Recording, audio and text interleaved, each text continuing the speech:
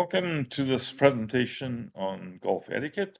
My name is Les Ross. I'm one of the directors of Highlander School of Golf, and you can reach us at highlanderschoolofgolf.com. During this presentation, we're going to give you some examples of simple golf etiquette. So if you've never played golf on a course before, this presentation just gives you a little bit of knowledge on some of the rules that you are expected to follow when you're out on the course. During this presentation, we're going to cover a few areas where etiquette is applicable. First of all, we're just going to explain the importance of golf etiquette. There's a dress code etiquette that you need to be aware of that varies from course to course. There's etiquette on the golf tees, the fairways, the bunkers, and the greens, and we'll give you an overview on the simple etiquette rules for each of those areas. So why does etiquette matter in golf? Well, basically it promotes fairness. Golf etiquette ensures fairness by encouraging players to follow rules and respect the turns of play during the game. It also ensures safety. Good etiquette helps maintain safety by encouraging players to be aware of their surroundings and also to avoid um, playing risky actions.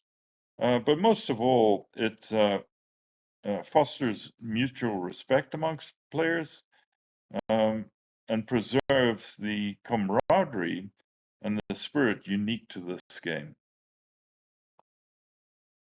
The first thing to check before you go out to a golf course that you've never played before is to check on the dress code, and you can do that just by calling up the pro shop. But typically, golf courses do not allow jeans to be worn on the course or t-shirts. And so essentially, if you come with a pair of golf shorts or some nice slacks, and then a golf shirt itself, you shouldn't have any problem with the dress code. Footwear should be either golf shoes if you have a pair. If you don't, then just use flat bottom trainers and avoid using shoes that have heavy ridges on the soles because these ridges can damage the greens. When it comes to the tee box and it's your turn to play, tee your ball up between the markers of the tee box. And in this case, on the picture, it's between the two white markers. So you can tee up anywhere between those two white markers and also within two club lengths behind those markers. When you're standing on the tee box, just make sure you stand to the side of the player who's about to execute the shot. Make sure you don't stand behind the player, directly behind the player, looking down the target line, as this can distract them. If you have a shadow, as shown again on this picture, make sure that your shadow is not distracting the player in any way. So again, just move sideways here so that that shadow is out of their playing eyesight. When you tee off, do not tee off until the players ahead of you have played their second shot. And then even then, just make sure that they're adequately far away from you that when you hit your shot, you're not going to be firing the ball into them and causing an unsafe situation. So just wait until they're out of your shot range. If you're on a par three, wait until the players have completely putted out and they've walked off the green before you tee up and play. When it comes to golf carts are not allowed on the tee boxes or around the tee box areas, so keep the golf carts on the path. Hand carts, on the other hand, can be drawn up to the side of the tee box, but again, just avoid dragging the handcart across the mode areas of the tee box. There's several etiquette rules associated with play on the fairway. The first of which is a shot priority. The player furthest from the hole always has a priority to play first. Safety is obviously a big concern on a golf course, so where you position yourself is important. So stand away from the player who's playing the shot and just make sure you're not in their shot line. If for any reason you hit a wayward shot, and that shot is going to either other players on the hole that you're playing or maybe players that are coming up on a parallel fairway, if there's any danger that your ball is actually going to hit them, then please shout four as loud as you can. Anybody on a golf course that hears four immediately becomes very much aware of what is happening with your ball coming in their direction, and that will help them just avoid being struck. Slow play is probably one of the most important etiquette rules on a golf course. Not only does slow play frustrate your playing partners, but it's also very frustrating for golfers in a group that might be behind you who are being held up. So try to avoid slow play wherever possible. And you can do that by, first of all, positioning yourself at the ball so that you are ready to play your shot as soon as it's your turn. It's okay to actually walk ahead of the player who's next playing up, as long as you are in a safe position, and also as long as your position does not distract them in any way. Avoid taking too many practice swings. So at most, take 2 practice swings. Please don't take 10 practice swings because really it doesn't do you any good. It just wears you out.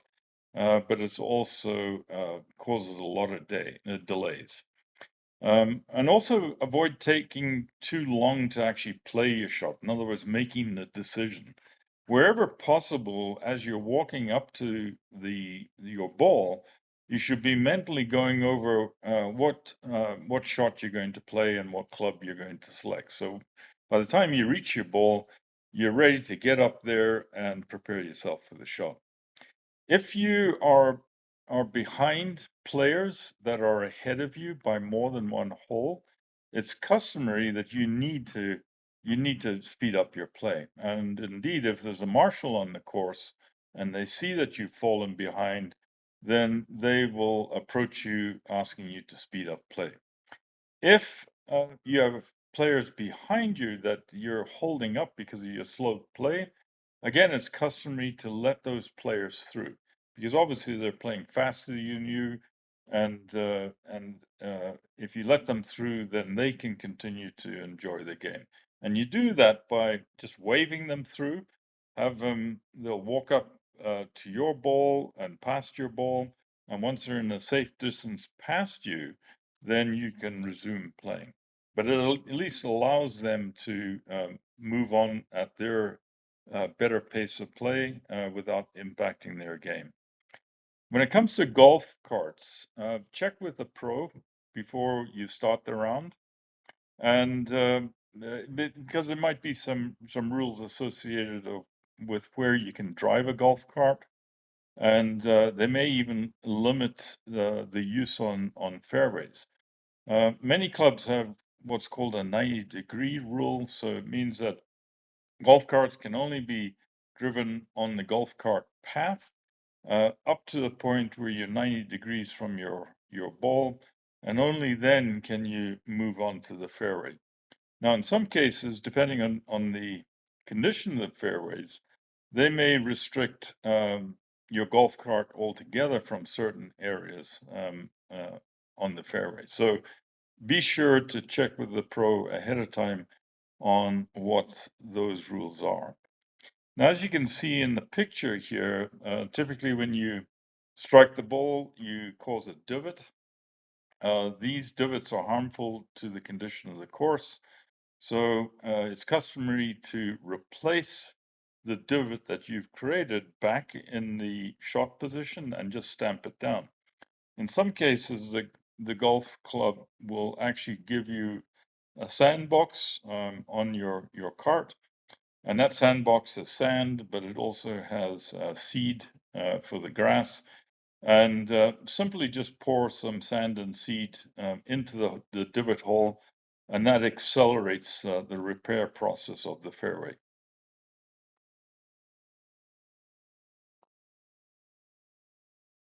If your ball goes into a bunker, always enter the bunker from the back of the bunker. So the back of the bunker is the edge that's furthest away from the green.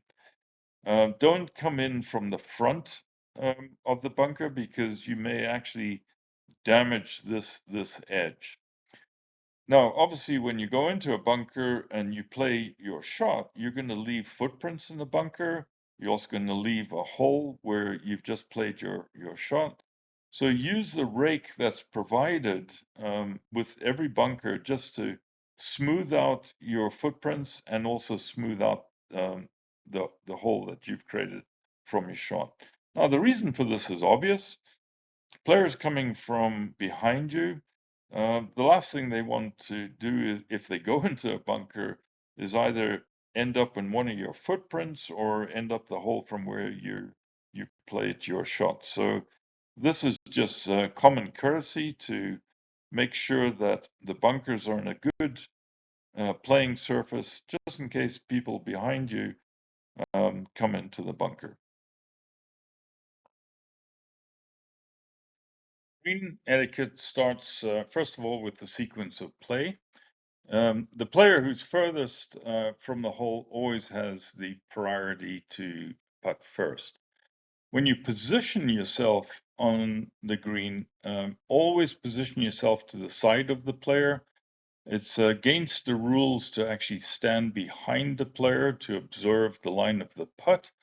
But it will also distract the player. So always stand to the side of any player who's about to putt. When you move around the green, when you're preparing yourself for the putt and you're trying to understand the lie, um, realize what the line of the putt for each player. And you should avoid actually standing in the line of players' putts because obviously that can impact how the ball rolls towards the hole. So always a move around the line of each player's putt. And if you're close to the hole, you can actually step over the line, but never step on the line because it will impact the accuracy of the putt. When you hit your ball onto the green, often you will create a plug mark as shown in this picture on the left. It's the etiquette is to repair that plug mark because obviously players coming behind you are going to be impacted by that mark. So the way to do that is to take a plug repair tool as shown in the picture and essentially just dig the tool into the side of the plug mark and lift it gently into the center, and then work your way around it 360 degrees. And once you've lifted up the plug, then just gently tap it down with the sole of your putter to make sure that it's flat. Honesty and integrity on the golf course goes without saying. It's important to present your scores accurately, not only to maintain fairness, but maintain respect amongst your playing competitors and playing partners. So please make sure that you present accurate scores and then also validate those scores with your playing partner before you move to the next hole. That concludes this presentation on etiquette. And this presentation is part of our Golf Fundamentals series. So if you haven't come across that yet, then you can find the basic fundamentals, which is really, the fundamentals of the golf swing, along with some fundamentals that prepare you for playing the course if you've never done so before. And you can find those on our website at highlanderschoolofgolf.com/lessons. If you have friends who you feel will benefit from this, by all means, be free to share these lessons with them. So again, thanks very much for spending the time with me, and we look forward to working with you in the next lesson. Thanks.